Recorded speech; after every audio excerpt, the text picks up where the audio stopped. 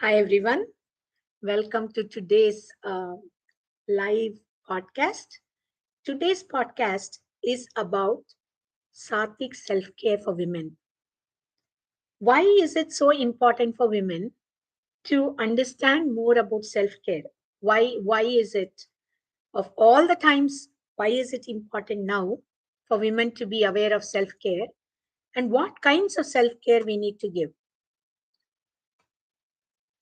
First, I want to acknowledge, and I'm sure all of us listening to the podcast acknowledge, that women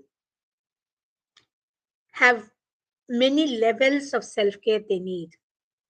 Because of their very biology, they need intense physical self care.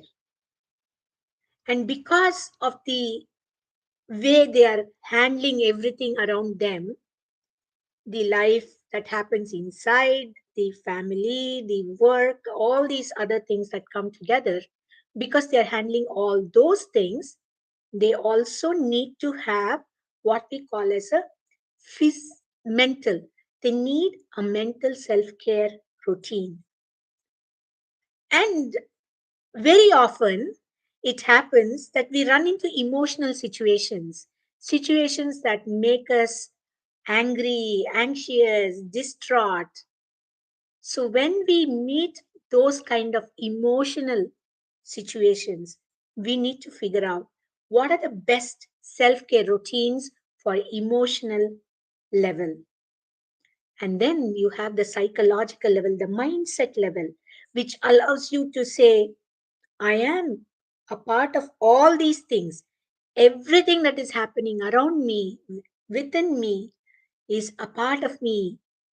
And I'm still able to do all the things, the mindset that we talk about, being able to embrace the complexity of our life, being able to negotiate through all the intricacies of our life, being able to be in that presence and still do what we need to do.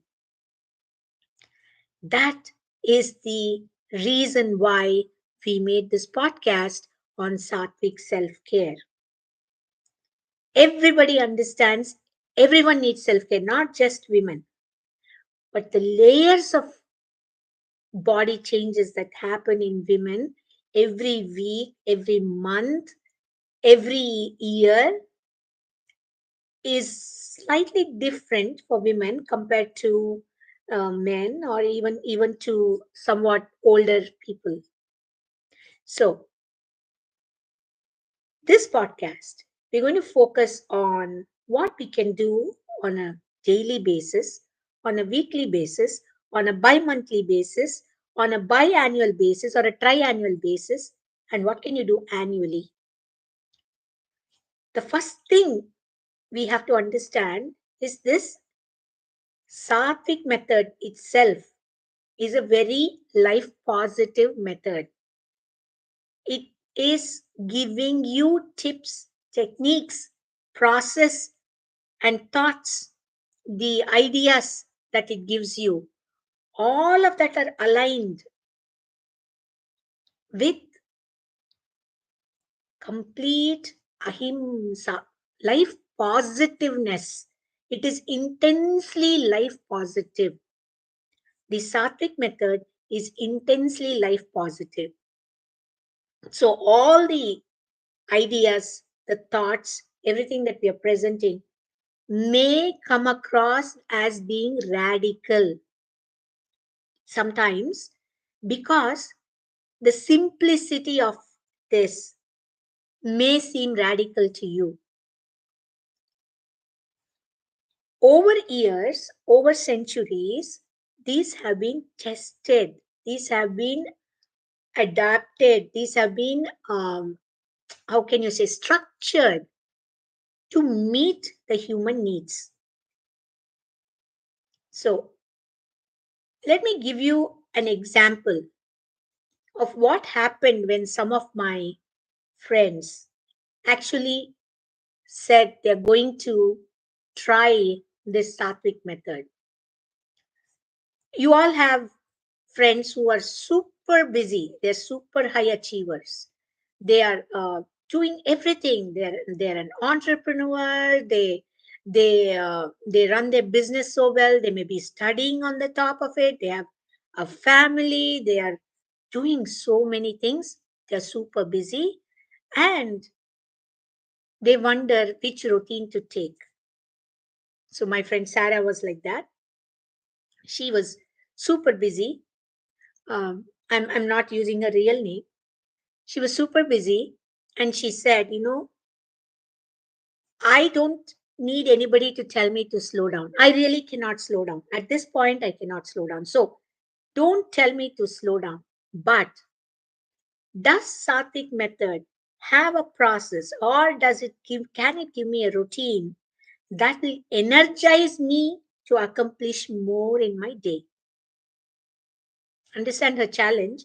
Her challenge is she feels she has no option to stop anything that she is doing, but she wants to have more energy, more mindfulness to do it, so she doesn't feel drained at the end of the day. So she started adopting a different routine. She started waking up around sunrise, and instead of just jumping out of the bed or just starting her life with phone and seeing what she needs to do, she decided she would do some breathing exercises that would intensely connect her body and her mind. So usually when we get up, we are already anxious because an alarm wakes us up and we're like, oh, what happened? Am I late? How much time do I have? Can I snooze? Can I do this? Can I? So we are already bargaining with our time and our life. But she decided that she's going to get up early. She's going to put her alarm. She's going to set it up early. She's going to wake up early. And then she is going to do breathing exercises and gentle yoga in the morning, just 30 minutes. And then she would shower, which she never did. She usually showered in the evening, but she said she's going to shower in the morning. And then, because she is not someone who likes breakfast, she said, you know what? I'm not going to try to force myself to eat. Instead, she is very anxious to get to work. So instead, what she is going to do is she is going to take a few minutes and she's going to write down 3 things she wants to accomplish today. Just 3 things that she wants to accomplish on that day. And then she's going to bless herself. Yes, you can do this. This is well within your capability. And if you cannot, for some reason, be able to do this, you're going to find ways to do this. Then she started her day. The result was phenomenal. She herself said that by creating this routine, she felt much more calm and energetic because she knew she only had to accomplish these 3 things. So, whatever was the toughest one, she handled it in the morning. Whatever was less challenging, she did it in the afternoon. And whatever was easy, she did it towards the end of the day when she's pretty much exhausted, or she's happy that she's already accomplished these two. And this is anyway easy, small task, and she could do it. Now you may think, oh, my life doesn't have just 3 tasks. I have like 100 million tasks. But the truth is, you can always collapse all your tasks into one large task and you can accomplish it happily as a side project in an existing project. Just think about that. There is another story. Again, I don't want to reveal the name of this person. I'll call her Maria, for example. She's a perfectionist. She wanted to do everything perfect. So there's nothing wrong in wanting to do everything perfect, but she took it to ridiculous extremes. For example, if she was going to attend a friend's party, she would ask her friend who are the people who are coming there and how she should dress, and she would spend hours on doing all those things because she was terrified of the way she would look to others and of the way she would present herself with others. So she would spend hours looking like a perfection. And she was perfect when she eventually showed up. And she was always stressed about this because she felt if she did anything less, she would not be valued. If she felt that she would be ridiculed. She felt that was not right. So what she did when she met me and we started speaking about Sattvic living, she found that concept of acceptance very strange. The concept that even as we are growing, we are perfect. Even as we are exploring, we are perfect. Even as we are doing things, we are perfect. When we are in the flow of that moment, we are perfect. She got a big shock when she learnt of this. So she spent hours telling me, no, this is not right. And I told her, you just have to practice it. It's little difficult. It is very, very difficult, especially if you're so used to having a vision of perfectionism. So when she let it go, she was astounded that she could actually enjoy every moment and everything she was doing. So that is the benefit of following the Sattvic health, self help, self care. The third one I want to tell about is a weekend warrior, which everybody knows this kind of a person who is busy during the week and during the weekend is even more busy because fully packed, has to attend 10 different meetings, has to do grocery, has to do all these. So she came to me and she said, when Sunday ends, I feel I need another weekend because I've been so packed. What you need to do for self care is you have to let go of this propensity that you have to be there to do everything. You are the perfect one and nobody else knows how to do it. You can delegate some of these tasks. You can ask for home delivery these days. Or you can say, you know what, this is my time out. I'm going to go to this farmer's market. I'm going to meet people. I'm going to hang out. I'm also going to shop for all these things at the same time. Deciding to enjoy every minute of your life, not to check it off, but to live in the moment. Understanding living in the moment is intensely feeling joyful. Just feeling intensely joyful about whatever you're doing. Everything is so nice. That is the purpose of this mindful self care. If you want another story, and I promise I will stop with this, is there is a cynical person. Everybody is like, oh, this all this alternate practices and spirituality is all, ooh, it's not for me. It's nonsense. And then he encountered a very heartbreaking news, and that was he had high cholesterol and he had suffered a heart attack. So the doctors told him, your choice to live, you have to redo your life completely. And the way you can redo it is to slow down, become more mindful. So he tried all the therapy and everything that was offered in the traditional system. And then he came back and he said, you know what? If my mind is ready, my body is not ready. If my body is ready, my soul feels left out.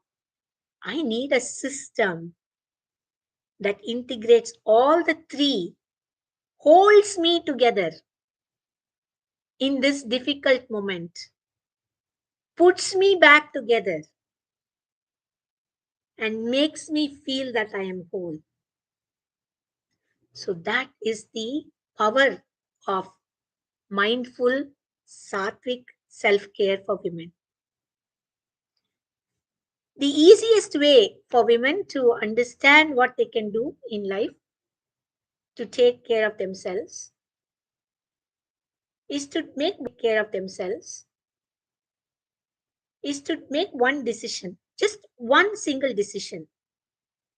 If you want to know more about this, please visit the New Year podcast that I have posted. It is called Live Free. Just make that one decision. What is that single most important decision you have to make? The single most important decision you need to make is to decide to be free. You do not want to be caught in complexities of what? Of this whole drama that you can get into when you're not in the moment. Deciding to be in the moment. Then, when it comes to physical health, physical aspect of healthcare, then we are saying, I will not postpone my treadmill workout or I will not postpone my yoga today. Let me see where in my calendar I can fit in this 30 minutes today, but I will do it. You are not giving up. You are just finding spaces that can accommodate this. Second, when it comes to mental health care, you're not going to say, oh, this is it. I'm giving up. I'm quitting. If you say that, that means you have allowed all the past patterns to be representing you. It is not. You are not what happened in the past. You are new. You are renewed every second. You are renewed every minute. You are renewed every breath. So we should always be in the moment, be in the now, and we have to say, I don't care what happened in the past. This is a new chance for me. I'm going to give it my best. Then all the techniques, all the education, all the knowledge you had from the past will also come with you as your strength, as your power. Then look at how we can handle ourselves emotionally every day. When we are not able to express our emotions, we feel so much frustration, we feel so much anxiety, and we feel this is so bad, this is so bad. But what we are not understanding is having these extremes of emotion itself is an indication that we are off our mindfulness, of our moment, of our oneness. Only because we are off, we have moved away from our oneness. We are experiencing this emotional states. When we are totally in line with what is happening, then our emotions are about the event, are about our failure, or about our perception rather than becoming a load. It's a difficult concept. Think about how our emotions always bring all the past up, and you are worried that your future will also be messed like that because of the past. But you can be relieved of most of those luggage that we carry if we say, I'm going to be in the now. I'm experiencing anxiety now. I'm experiencing pain now. I'm experiencing distress now. Whatever you're experiencing, you're labeling it, you are identifying it, and you are breathing it out of your system. That is the beauty of being in the moment, being in the mindfulness. And you don't beat yourself up for that. When emotional events happen, women tend to blame themselves. They hurt not because others hurt them, because their emotions hurt them. And then you have this whole psychological setup as a result of this physical, mental, emotional. You are like, you know what? I'm not prepared. I'm not made for this. I am not made for this. But you are made for it because ideas that are unique to you, only you can execute them the way it is revealed to you. That uniqueness you have to own. With that uniqueness comes a responsibility. So we need to build our psychological mindset. So, what can we do daily? Daily, we can connect with ourselves. How do we connect with ourselves? We can attend chanting sessions. We can do meditations. We can just be in a group where there is not talk, but there is a lot of healing happening. If you don't like to be alone, if you don't want to spend any more time alone, you can join those kind of self-help groups. We offer weekly meditations for free. You can join those. What can you do weekly? You can set aside time to say, this is my self-care time. I'm going to oil my hair. I'm going to massage my scalp. I'm going to do whatever you do to your face. I'm going to paint my nails. Whatever it is, whatever aspect of self-care that makes you feel whole, you would do that weekly once. You might say, you know what, I want to detox. You do that weekly once. What can you do bi-monthly to take care of yourself? You would fast, because the more you fast, the better your digestive system becomes. You would fast depending on your level. You would say, I'll eat only fruits one day, once in 15 days. Or you would say, I'm going to drink only liquids. Or you will say, you know what, I'm not going to take anything. Depending on your level and capacity and capability, you could fast. When you fast, you will see your mind doesn't race. You will see you slow down. You naturally slow down. And you pay more attention to what is happening both inside and outside. Then you ask, what can I do monthly? Lot of women always say, this monthly thing is so bad. So if you're still going through your monthly routines of you are getting your periods and all that, make sure you take whatever you need, especially multivitamins, iron, to make sure that you don't feel exhausted, you don't become anemic. Talk to yourself, watch yourself. What can you do biannually? You can take one whole day off and maybe rearrange your closet, or maybe binge watch that serial that you wanted, or maybe just call your friend and just vent, or even just hang out with friends. All these are important part of self-care because community is very important for women. When there is community, you thrive. When there are people that you can care for, even if it is just making sandwiches for homeless, even if it is making, food, and you're giving it in a temple for distribution. When you're sharing, you expand, you love your life. Sharing and expansion causes you to really love your life. So, what can you do annually to yourself?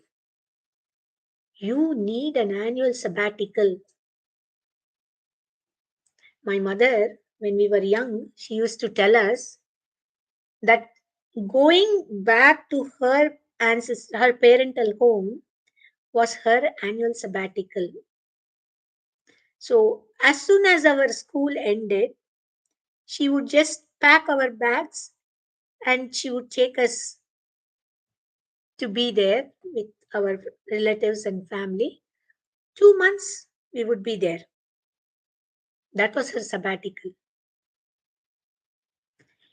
All women need that sabbatical in order to feel energized. And on the top of all these, there's one thing all of us can do to have beautiful self-care routine in us, which is becoming friendly to ourselves. We don't judge ourselves. We don't give ourselves a hard time.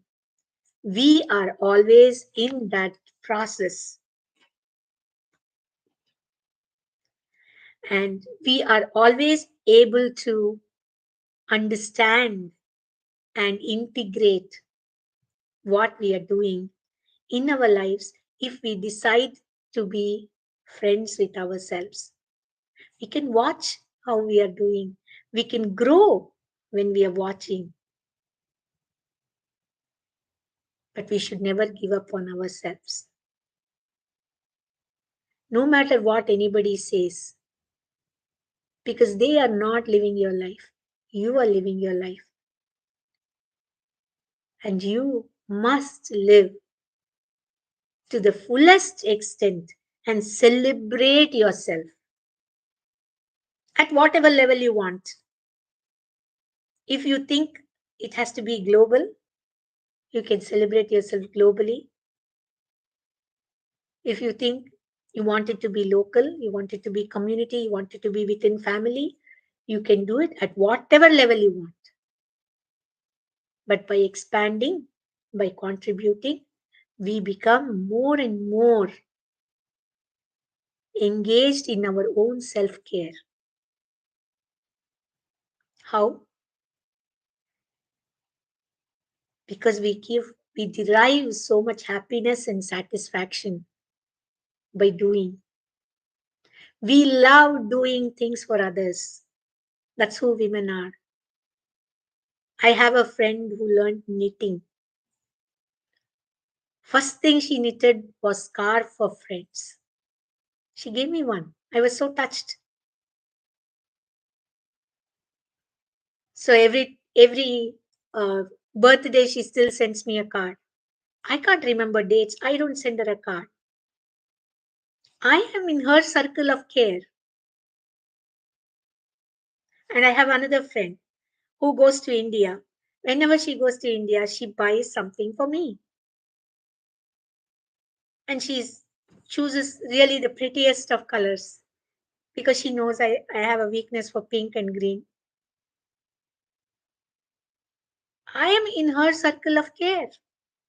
So if I would do something, I would think, how will this be helpful for them?